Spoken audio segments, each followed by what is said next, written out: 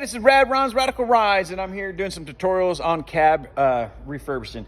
You notice a post, I made a post of the B pillar, and I talked about the A pillar. Well, all of my videos were either erased or didn't go through, or my camera storage went out and I didn't realize it. So I cleaned up my phone and now I'm starting again. So we've already done the B pillars and they look really good. Fiberglass under and then Bondo on top of that to smooth it off. We've done fiberglass and now Bondo.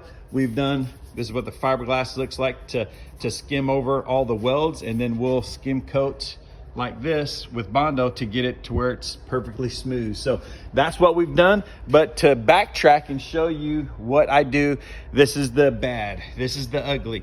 So, but you notice everything else is good. No rust up through there, everything's good and solid, but we get this bottom rust is from around the rocker. So typical, this is what happens to these C10s. Well, it happens to a lot of stuff, but specifically on these. So previous person had a basically a rocker in here, but didn't fix this section. So people do that, they just throw a rocker on there, you know, it is what it is. So now we're going to replace this whole section here, but you got to be careful.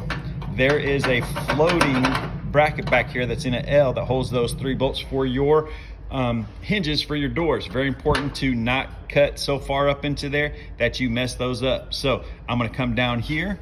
I know exactly where it is on my full new section, and basically I'm going to tape it off exactly where I want. Come down through here, make a mark over here and down, cut that off. And then once I cut that off and I got it perfectly where I want it, then I come back over here, I'm gonna place it over it. I'm gonna place it over it. I'm going to mark it. And then what I'm gonna do is I'm gonna cut all of this out, but I'm gonna leave this little tab on over here, and I'm going to put it in and fit it so that those 2 holes, this hole lines up. I'm gonna drill these out, put screws in there, nuts and bolts, so that it's perfectly here. So luckily this is still here, a little loose, but that's giving me the stock positioning. That's crucial. This is crucial. This holds up the front pillar onto the what you call it, to the new pan that we're doing, the new floor pan.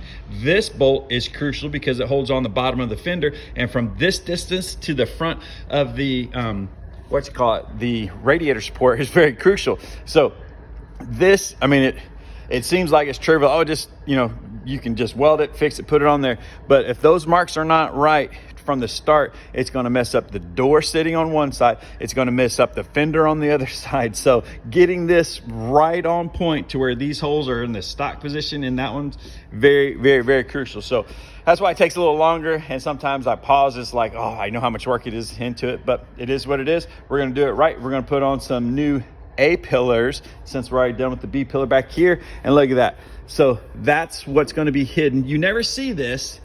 It's work that's never seen, but will be appreciated because that's the foundation. The better the foundation is, the better your truck is, and then so on. So don't cut the corners. Take the time to order the parts and pieces, get them in so that you can redo your foundation. Because when you redo the foundation, it makes every step easier. Because I tell you what, when I have at the end and I'm putting the radiator in and the fenders in, when my line is good, it's because I did this good. All right, you guys have a great day. Remember, for me and mine, there's only one way.